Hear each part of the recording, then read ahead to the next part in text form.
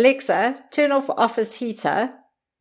Well, hello, and lovely that you've chosen to join me for my next podcast, where I combine stories of my lived experience as a person with a disability with some practical thoughts around building a disability-confident economy. My name is Lesa Bradshaw. I'm a disability inclusion specialist, international speaker, and advocate for building a world where disability is seen as standard rule of thumb.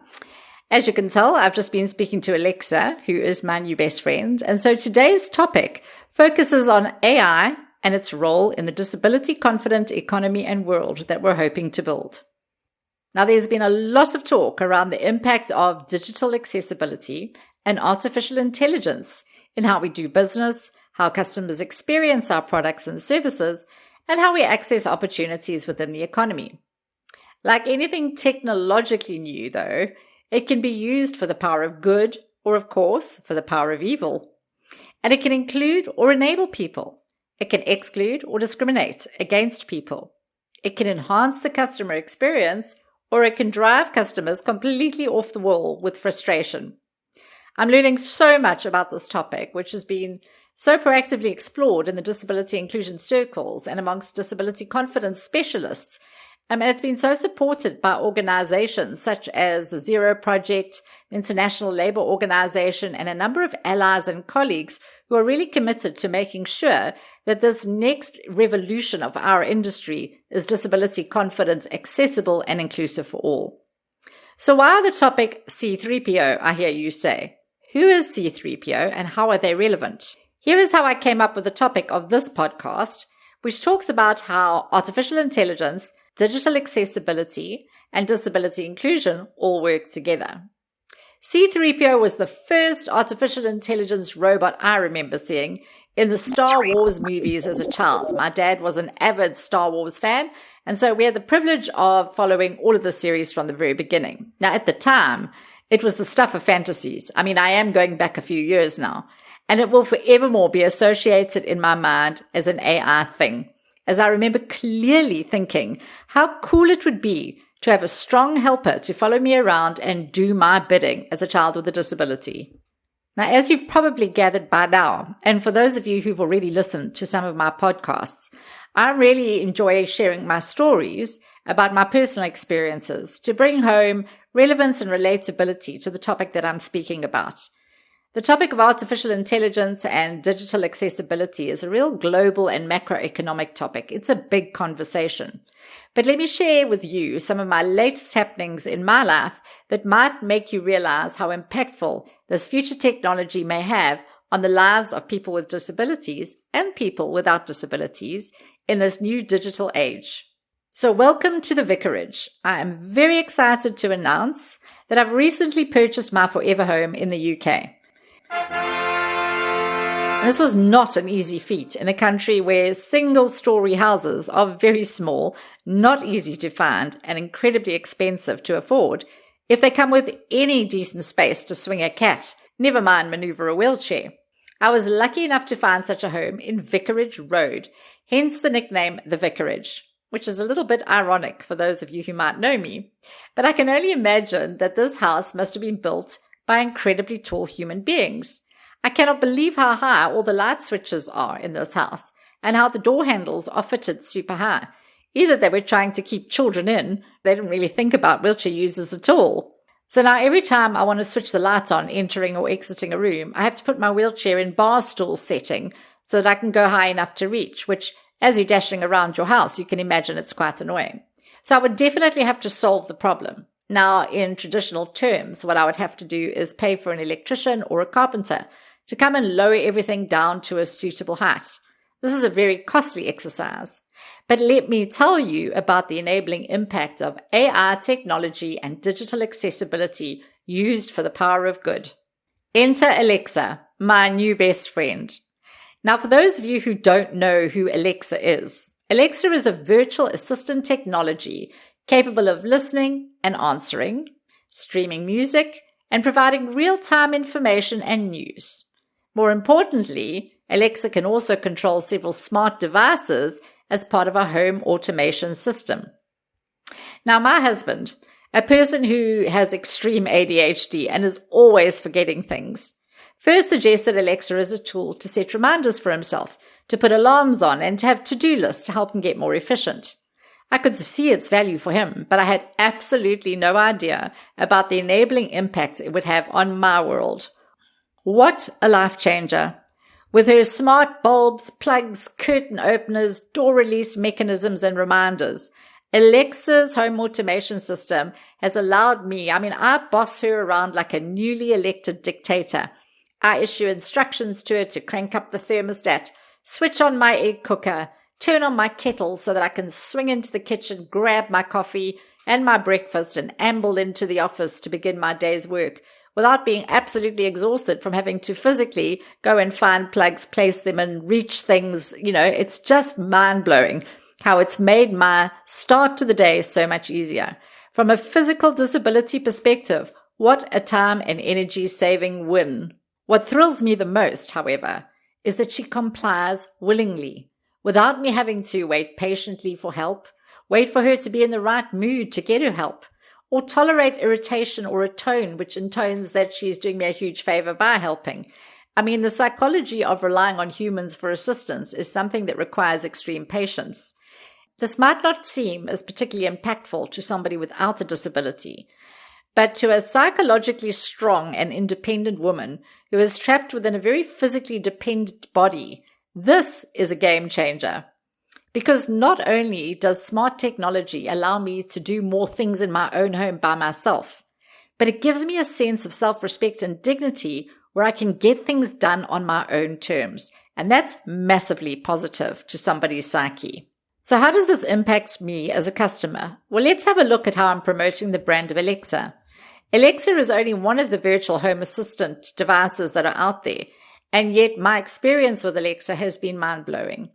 So it starts with my enthusiastic commitment to finding Alexa-compatible products on Google, because I'm feeding my frenzy to find out about what else I can do to change my world. I've become loyal to the brand, which I associate with these absolutely euphoric experiences. And I start my search for any products online by going Alexa-compatible lamps or whatever it is that I'm purchasing. And let's think about that. Let's take a moment to appreciate our digital economy in terms of online shopping as an avenue for me to enable and empower my ability to access what's out there in the market.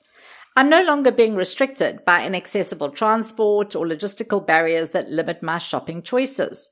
Being able to browse, see pictures of real products posted by real people, and compare prices is so much easier when you're not dashing around fighting with people who have parked in the accessible parking spots or asking strangers to reach items down off the shelf with you that are placed too high.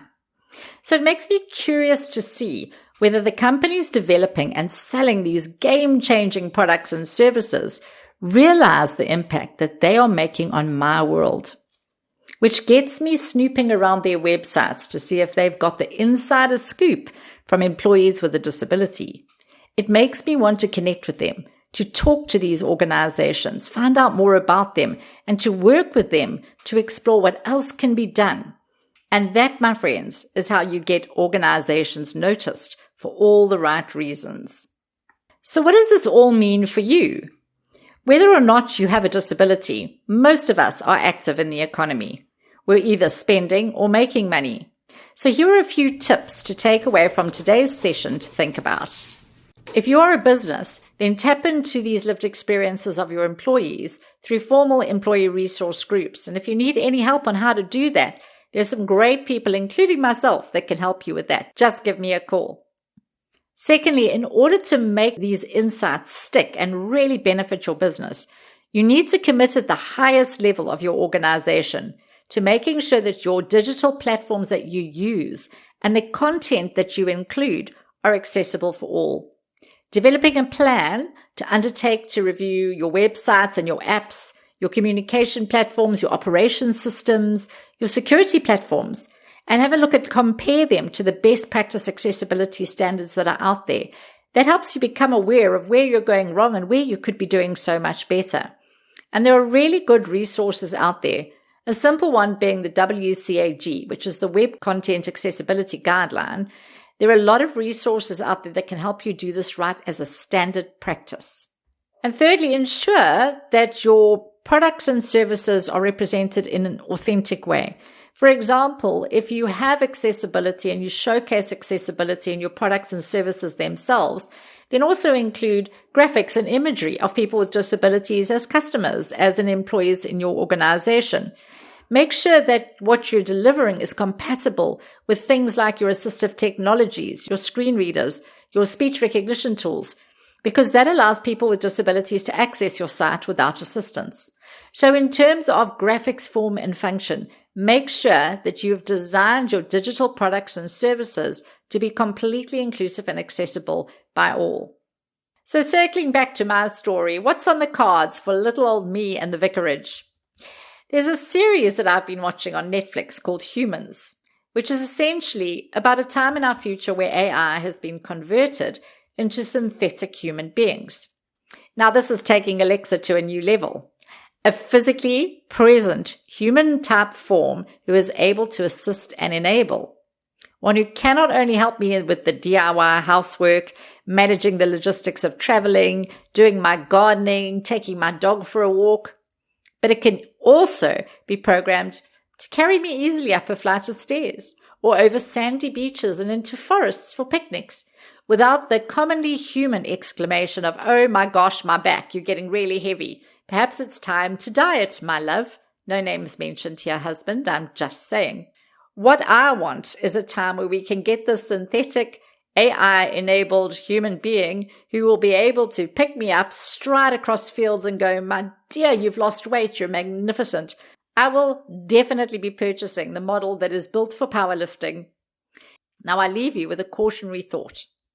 We have an unprecedented opportunity right now to learn from our past habits in society, where inaccessible environments and behaviors excluded, devalued, and disempowered people with disabilities. Our digital economy is in full force in its evolution.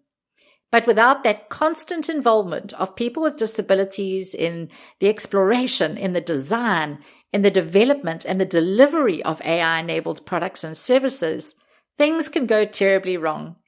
We see it in the AI screening processes that are currently being explored in recruitment, where impersonal, time-restricted virtual interviews that are the first screening step fail to make adjustments for an applicant, for example, who has a stutter.